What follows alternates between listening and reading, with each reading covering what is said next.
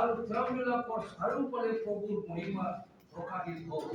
যাতে তেওঁবিলাকৰ অতিশয় ভয় লাগিল, কিন্তু দূতে তেওঁবিলাকক ক'লে, ভয় নকৰিবা, কিয়নো চোৱা, যি শুভ বাৰ্তা সকলো লোকৰ নিমিত্তে হ'ব, সেই মহা আনন্দৰ শুভবাৰ্তা মই তোমালোকক জনাম যে আজি দাউদৰ নগৰত তোমালোকৰ নিমিত্তে ত্ৰাণকৰ্তা জন্মিল। Praise the Lord. Hallelujah. Hallelujah. তেওঁ অভিযুক্ত প্ৰভু আৰু এয়ে তোমালোকৰ চিন হ'ব যে ল'ৰাটিক গাভৰুৱে মেৰিয়ে দানা পাত্ৰৰ খোৱাই খোৱা দেখা পাব। এতিয়া অকল মতে বাহিনীৰ এক বিপদ দলে এই উৰ্ধলোকৰ ঈশ্বৰৰ মহিমা